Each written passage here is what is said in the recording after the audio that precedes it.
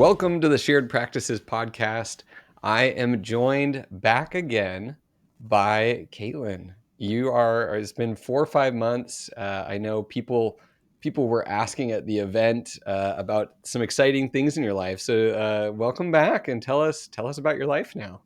Thank you. It's so good to be back. Yes, I had my baby Kaden about 4.5 months ago. And so I've been back into coaching calls and in the swing of things for over 2 months now. But it's my first time back on the podcast, and I've kind of been itching to get back and talk with you all. So this is fun. This is awesome. This is perfect. Well, sleep in the night at all or not really? As a matter of fact, he slept 8 hours last night. So you're catching me on a really good day. But, every night's an adventure, right? Which ironically, you're catching me on a bad day. My 2-year-old woke up at 2 a.m. last night, and we had a party from 2 a.m. to 4 a.m. as I tried to get her back to sleep, and then I couldn't fall back to sleep after that. So Yeah. it's 2 a.m. Oh, I'm sorry. You don't look like it for whatever that's worth. Whatever is that? Yeah, we'll see how this goes. If I'm incoherent in this episode, that's to blame. So, Okay. well, with that, you suggested the topic for this one. I thought it was really exciting. Tell us what we're going to be talking about. This is a theme of my coaching calls recently, and so I usually take inspiration from those, right? Because clearly it's a relevant pain point, it's a relevant topic in the offices that I'm working in every day, and so I figure for our audience, why not expand the conversation? It sounds simple at first, which is essentially handling those last minute changes to your schedule, handling patients wanting to cancel at the last minute without much notice. We've talked about cancellation verbiage back in the archives and everything, but I just want to talk about it as a whole, and really the concept of what we're doing big picture is trying to train our patients to respect our time, respect our provider time, respect our schedule. And so I want to talk about it kind of philosophically and then maybe get into some various strategies because I think it's more than just do we do the broken appointment fee, yes or no, right? Well, and I love actually even the frame of this of training our patients. Right. Because I think we have to train our patients with what to expect around financial arrangements and when they pay and insurance and what insurance does and doesn't cover.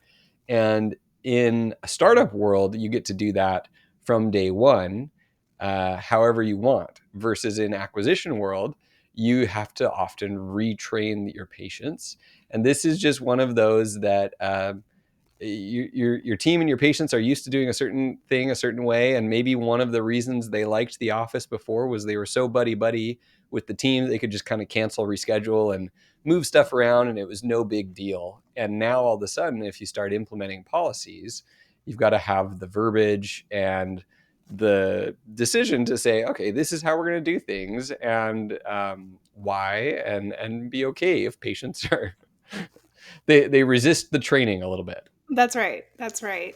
You're absolutely spot on. We train them in every part of our practices and make sure that they're a good fit for the office, right? So, I think just right off the bat, when I am training with teams on this and talking with doctors on this, it's really understanding our philosophy and conveying that to the team first things first. And so, my viewpoint is, it's our job both as back office team members, building value for those next appointments and making sure patients understand why we're concerned about a certain area of the mouth, why we want to see them back from that aspect. And then also in the front office, it's our job to build value for the patients to keep the appointment.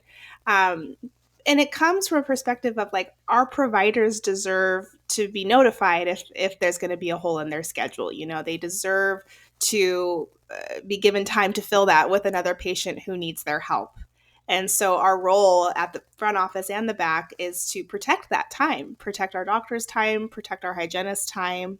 And it's also to keep them healthy, right? To keep our patients healthy and make sure that they are coming in and addressing that area of concern that was brought up last time. And they are, seeing that our time matters. And so it's philosophical at first, is kind of making sure your team feels that same way. And you're spreading that as your vision of, I want our patients to feel that this is our number one priority, right? Well, it's funny because even personally within our family, if my wife or my kids or myself, if something has to happen and we have to miss an appointment or reschedule an appointment last minute, I'm like horrified. I'm like, I am Right. so sorry. I Right. understand what this means viscerally, Yes. and it happens, but it's what do we do about it? And is that clear up front? And do we have the verbiage to stick to our guns on our end? So talk to us through some of the specifics here. Philosophically, getting our head right is number one. Then what do we actually do? Hmm. What has been coming up on a lot of team trainings for me is, before we even get into the policy, right? Because that's always the question is, well, do we Just tell charge a me. broken Tell me what the appointment fee or policy is. not? Right. Yeah. And I always want to empower the doctor to decide what their philosophy is on the right policy. And there's a lot of different opinions out there about that. So like we will get into policy, but let's hold off on that for just one moment because I think this advice would apply to any office, what I would like to hear. No matter your policy, when a patient is calling to make a change at the last minute, whether that's 24 hours for you, 48 hours for you, or day of for you, I want our front office team to stop and ask a question first. I want us, before we move to reschedule or move to talking about the policy, I want us to say, I'm so sorry to hear that you can't make it. Dr. Lowe did have an hour and a half reserved for you on his schedule today. Is there any way we can still have you come in? Is there any way you can still make it? Okay, that's one option. Or it's as simple as, man, I'm really sorry to hear that. I know Jenna had an hour reserved for you in her schedule today. What's going on? Pause. I want us sitting in that uncomfortable silence where we're very kindly educating the patient that there was time reserved so that that's being planted in their mind, right? And then also just asking them in a very nice way, what's going on? Because I want to get to the objection. I want to know if there's anything we actually can do to keep this appointment either at the same time, maybe adjust it a little bit depending on how our day looks. So, first things first, I want us to build value for our providers, build value for the patient's health. Would love, and this is what I used to do. We talked about this in a prior episode on cancellations is, pull up those chart notes as you're talking to the patient, look at that area of concern that was noted for last time. What are we watching? What's going on with the gums? And if you're competent enough and if you've got some of that back office experience or you've just gone back there and learned the dentistry side, you can bring that to the patient. Shoot, I'm looking at the notes here. It looks like Dr. Lowe was concerned about that lower right tooth. He wanted to reassess that today. Is there any way you can still make it in? So before we're jumping to you're changing on me last minute and that's a problem for me, we're addressing provider time, we're addressing patient health, and we're keeping that the main focus at first. Well, and what's the worst case scenario? And if you ask it that way, it's this like gentle pressure that it's not assuming, you're not getting defensive or annoyed or frustrated, but like they might just not want to come, or they've got someone that they're supposed to meet up for lunch, like depending on how serious the cancellation is. If they understand it from that side of like, this was set aside for you and here's the concern, then there's a chance they'll come around and they'll they'll say, oh, okay, fine, well, I'll make it, I'll rearrange my schedule and make it work. And if you do it in the right tone, there is not this risk that they're going to blow up, um, because they're the one canceling. Like they have everything to be Right. said about us, to us. So I love that. Always start with that verbiage and ask. And I'm not going to butcher it and try role playing right now. I don't think I have enough bandwidth mentally to role play. Okay. Okay. I'll give you the pass. Give me the pass. But this is a podcast, folks. So like rewind a minute and a half, 2 minutes, however far back those like specific examples of verbiage was, and take Mhm. note. Like that is gold. Write down the timestamp of that and come back with your team and have everyone practice that. Like you can even have Mhm. your back team practice that because they might be answering the phones. They might have to cover down and pick up the phones for someone. That's This is right. like a team training right there you can roll out in 10 minutes that can have a big impact on your practice. That's right. And I'm not saying that this is going to save every appointment, but No. if we can decrease the same day or last minute changes by even 15% by using this method, and by the way, we're planting a seed for the next time with this patient too. That's the training aspect. It's we're Yeah. playing the long game a little bit. We might not save this one, but we are making an effort to get them to see our side of things and make sure that they maybe don't do that next time, and they learn for their whole family too. Like, oh, I am going to feel bad for next time. And I want to give a shout out to Dr. Derek Cornetta, who has been on the podcast, because I was doing a team training with him, and he was there for, just to show up and learn and kind of be there with the team. And he ended up doing a little bit of coaching on that call to his team, and that I was really proud of. And I said, I'm going to take this and I'm going to use this for my future calls. So I'll share it here, which he said to his front office team, I want us to understand that cancellations in our schedule, it's not normal. We have this mindset that, like, oh, things fall off, people have lives, like they're going to cancel at the last minute. And so our mindset is like, that's normal. It's like, it's not normal. And so if you have that mindset, it's going to be relayed to your patients that you're totally used to that and that's expected and It's things okay. happen. Oh, that's totally Yeah, fine. right, If you say right. that phrase, it's okay, it's totally fine. You we're training them in the wrong direction and we believe that and therefore they don't feel pressure. Exactly. And so for him to say to his team, like, understand last minute changes, it's not a normal thing. Hmm. For me, that was powerful. I had just never heard it said that way, and he's correct. But I think a lot of us have that assumption that, that's life. Yeah. Things fall apart. Especially if we've got good kind of confirmation reminder Mm-hmm. systems and Mm-hmm. our patients, we've got that kind of relationship with our patients. It should not be normal at all. Right. So Right. do you feel like we've covered the upfront stuff and Mm-hmm. now we get into the part of the episode that everyone's just dying to hear, which is, do we charge them a fee Yeah. if they Yeah. cancel? That's all they want Right. to know. Right. So now we're getting into strategy and policy. And in my mind, there's a few different ways that you can implement a policy. And for me, it's about making sure your team has something in their back pocket to hold that patient accountable for respecting the time. And so let's start with the broken appointment fee, because I think that's the most common. So let me ask you, Richard, do you have a hard and steady, I believe in this or I don't believe in this opinion on that? Yeah, I kind of do. I just don't have the stomach lining, like, Okay. and it's you could look at it as like if the patient leaves over this, then we didn't want them in our practice anyways. But Mhm. I just think this cuts into goodwill a fair amount Mhm. Mhm. and creates a lot of friction and find quote unquote unfair on the patient side mentality, unfair financial arrangements or botched financial arrangements. I feel like lead to negative Google reviews so Mhm. much more than anything else. It's like so many of the Google reviews are out of not necessarily this, but anytime there's miscommunication around money, charges they didn't expect. Um, and so I just feel like the making your team have the stomach lining, the risk of upset patients, the risk of negative Google reviews.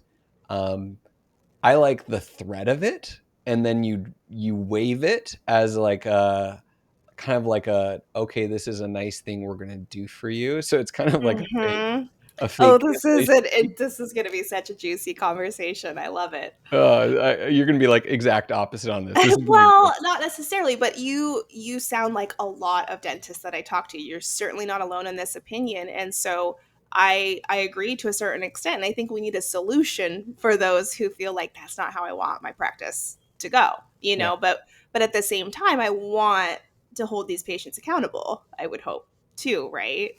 Right. Well, and I also think, and this might sound weird, the there's this spectrum of like Medicaid to fee for service. Mm-hmm.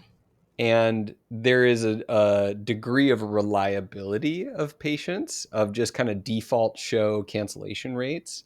And also their options. A lot of Mhm. times, if on the Medicaid end, if you're one of the few providers that takes Medicaid, and therefore your office is probably going to have kind of lumpy Google reviews anyways, and Mhm. your cancellations and your no shows are way worse. I do think there is a practice dependent element of this, of like, for a Sure. high end fee for service office. But you could go the other way around and be like, well, the fee for service patients can afford the fee, and they should Mhm. respect your time even more. So I can see the other Yeah. side of it as well. Yeah.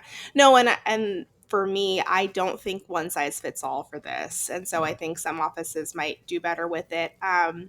I My bias is that the practice that I managed, we absolutely did have a broken appointment fee. It was $50 per hour. Okay. So if you're canceling on a 3-hour large procedure, that adds up, you know. Now, I did reserve the right to waive that. And so, to your point, I would often waive it for either a true emergency of a patient who has shown up before, paid on time, a great patient that I know is just having a hard day, or simply it's a first offense and I'm trying to preserve goodwill. And I would go ahead and make a note in the account that this is waived one time, and I would let them know about that, you know, and then in the future, I would absolutely charge it on a second and third offense. Okay. Okay, and my other kind of hard stop would be if they just no call no showed. That's a $50 charge, statement in the mail same day, or electronic statement same day. Was This is my bias. This is what I come from, and it worked. You know, I think if, especially if you don't make it just about that, it's about the principle. Like, we don't want your $50, and I would have these conversations with my patients when they were upset about the fees. Like, Right. look, I'll waive it. Like, it's not about that for us, but please in the future understand X, Y, and Z. You So know, so I'd be if they quick to called waive upset it. after Hmm. that, no call, no show, Yeah. then you would say this, and even then sometimes waive if it was their first offense. Yeah, yeah, I would say, listen, I understand, you know, and here's why this is in place. You know, because when you no call, no show, or when you cancel at the last minute, I have a provider that's sitting idle for an hour, you know, and if I had more time, I could have brought a patient in that wanted to see them instead, you know, and then it's like, oh, you know, now I kind of feel like a jerk, right? And so it's like, not a problem, you know, I will waive it this time. And I would say to them, because it's not about this. It's not about Right. us charging our patients $50. But I just need you to remember for next time, I need 48 hours notice, Yeah. you know? And so it's like, we have this agreement now, and I've trained you, Yeah. you know, and I've kind of, but so let me just be clear. Like, I would charge it, and I would have patients come in and they would say, I know I owe you that $50 from last time. Here's my credit card. Hmm. And the relationship was fine, you know? And so it depends on your practice. It depends on your culture, you Well, know, and and what it's you've the stories built. we tell ourselves about the potential bad Right. things, and we freak Right. ourselves out. And I love that phrase of, it's not about the $50. Like, Hmm. we actually don't want your $50. We just No. want you here. Right, right. We'd Um, love for this to actually be applied to your appointment instead of right. this, you know, Right. so for next time. Um, so that said, I do believe in a broken appointment fee when done with caution, you know, and with compassion, I should say, right? Um, I can see where you're coming from. And so what I would say to that is the only thing I would really advise against is I don't really like the idea of, we're going to threaten it, but we're never going to charge it. Yeah. If you're going to charge it the second or third time, cool. But if you're telling your team, you're never actually going to charge this, but I want you to dangle it in front of the patient, in my opinion, all that's doing is making the patient not believe you that Hmm. you're ever going to actually pull the trigger. Do Well, you know and I what I think your mean? team would not even be serious about wait, like, they'd forget about it sometimes Right. too, Right. because it's not an actual thing that we do. Mhm. And I think it does feel a little disingenuous too, of like, we have a fake policy here with no Yeah. teeth. So no, I you've won me over, Caitlin. I now can see how, with the right verbiage, the right expectations, the right patient management.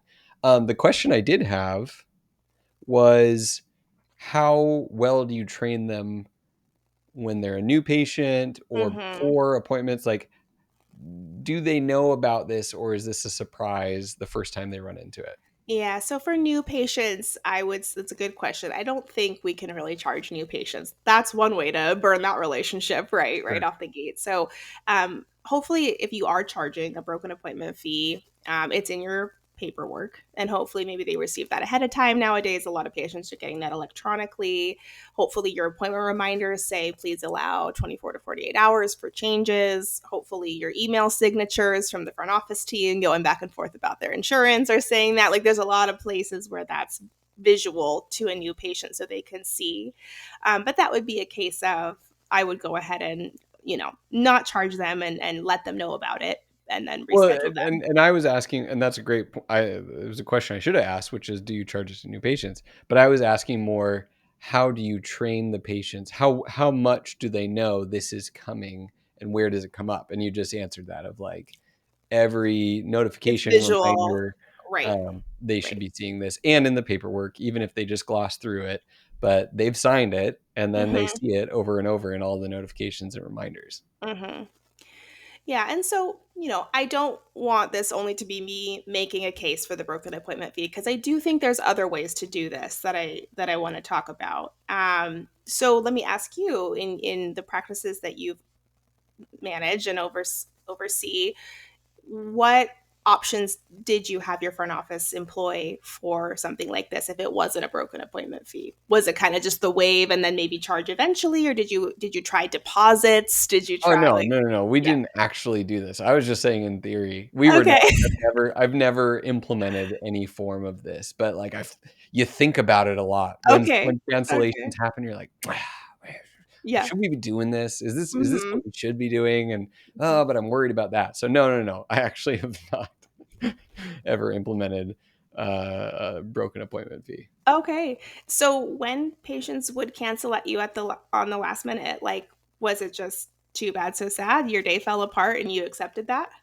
Um that, especially when it came to, like, denture full arch Yeah. extractions, that style of practice, um, getting them to prepay, and Mhm. then their appointment, if they hadn't prepaid by a week out, their appointment had to be moved, and Yes. Yeah, that this is right a great there technique. Yes. greatly decreased, because when those days fall apart, when it's like you've got a big implant case in the morning or in the Mhm. afternoon, or a couple of arches, full arch type stuff, those cancel or no show, which they're more prone to in the first place because that's how they got to the point Right. where they have to have all their teeth pulled.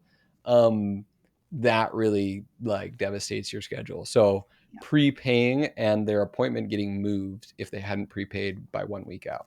Yes, I think that's option A, and I think option B for maybe more bread and butter dentistry would be at least a deposit of some sort Yep. that, is going to go towards the copay, but it's a deposit before you even get on the schedule, is what I've seen. And that works really well, especially in busy practices where doctors booked out weeks at a time. Right. We don't have much to lose to say, we'd love to see you. It's a $200 deposit to get on his schedule. And you can do that based on maybe the production value of the entire appointment. Anything over 1,000 is this, anything over 500 is this.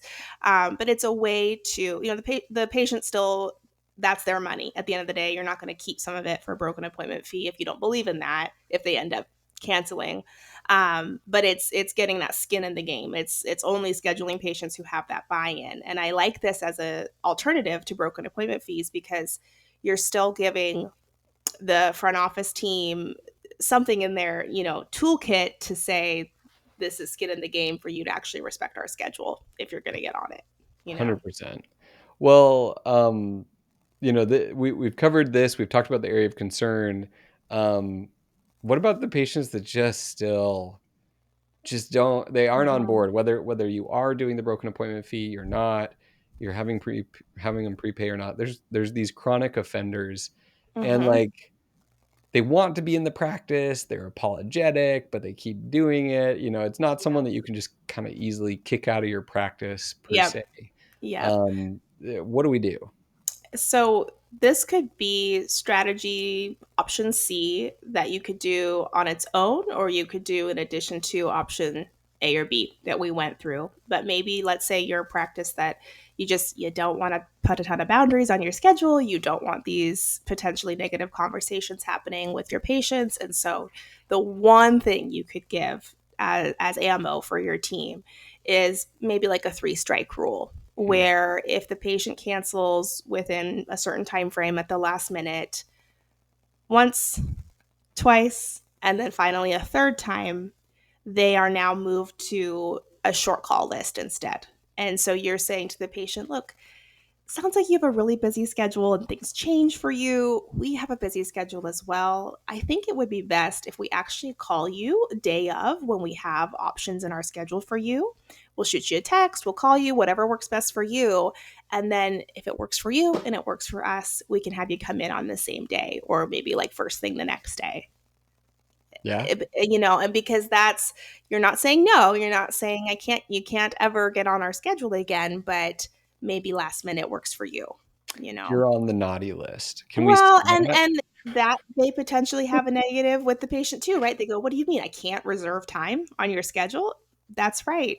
You've canceled at the last minute 3 times now. Yeah. So we're not saying no, but we are saying that it no longer makes sense for us to reserve time for you ahead of time. Because if I do, I'm concerned that I will have a doctor sitting idle for 2 hours. Right. Like, I'm not afraid to have that conversation, you See, know? Caitlin, this is why everyone needs you in their office in terms of someone of your caliber of these verbiage. But this is trainable. This is a It trainable is. skill to Yeah. have that firmness and to have that conviction, and also like it is what it is, and it's fair. Like I think there's conviction in like realizing and being able to stick to your guns and say like, no, this makes sense. You know, Mhm. this is not unreasonable. We're not this is not cruel and unusual punishment. So Right.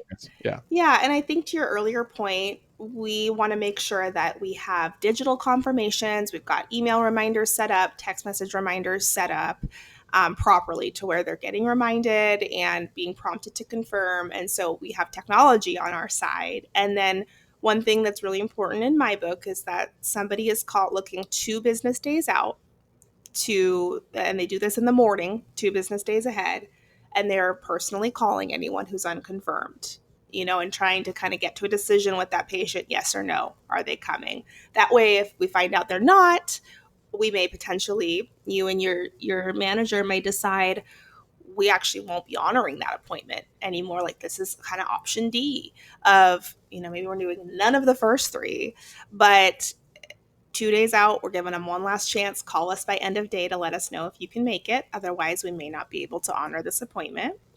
And especially if we're talking 90 minutes in hygiene, or especially if we're talking 90 minutes plus on doctor's side, next morning we may make the executive decision to say in a text or email, tried to reach you, we haven't heard from you. At this time, we'll be moving your appointment off of our schedule. We would love to still see you, reach back out. Now we have a whole day ahead of us to fill that with somebody on our wait list or whatever the case may be. That comes with its own risks, right? None of this is like scot free. Right. Because what if the patient shows up, or what if they get mad, right? There's always a negative to all of this. But I think the biggest thing I want to caution is, if none of these types of things are in place, if you don't do anything and patients can just have free reign, the only person that will suffer is doctor, like owner, right? The providers and the doctor, the owner themselves. You are the only ones who suffer because your team is not having to have these tough conversations. They're not having to get in deep water with patients and practice their crucial conversations and everything, right? So they're cruising through. And then your patients aren't receiving any consequences because you haven't applied anything whatsoever. And so if you're okay with that, okay, but understand like your day may fall apart Right. and that may lead to your month falling apart, Right. right? So Well, and you talked about training our patients. You think about, you get a little puppy dog, and you have to train them how to go potty outside. You got to crate train them or whatever philosophy you mm, have. If you don't train them, your house is going to be a mess for a long, right, long time. right. And it's the same thing. Your practice is going to be a mess if we don't have a system that we stick to our guns. We train our team, we give them the verbiage, we give them the confidence, and then we train our patients, and it's going to be okay. And the fairness, the advanced warning, doing the same thing every time, none of these is going to like blow your practice up in terms of patients who are offended or concerned or whatever. because you've got plenty of tools that we just gave you. It's such a great episode, so concrete, so specific on how to implement this. And now, Caitlin, you don't have to go over this same thing over and over and over with all your clients because it keeps coming up. So we'll just point them to this episode. That's right. Absolutely. Well, this has been fun. This is why you and I like podcasting together, because it's just like let's get into the nitty gritty. Let's get into the specifics and make sure we've got tools. So, Mhm. if someone is interested in coming to our events, coming to coaching, working with Caitlin, working with one of our team members, go to sharedpractices.com and check it out. See what is available in terms of upcoming events, and reach out for a discovery call. But Caitlin, I'm looking forward to the next one. Thanks for coming on as a new Yes. mom. Thanks for having me back. And yes, like Richard said, just to echo, if we have follow up questions on this episode or you're interested in, coaching, chatting with me about the potential great coach for your office and maybe having some of these direct team trainings, you can also reach out at Caitlin at sharedpractices.com and I can get you taken care of. So thanks for listening, everyone. Wonderful. We'll talk to you next time on the Shared Practices podcast.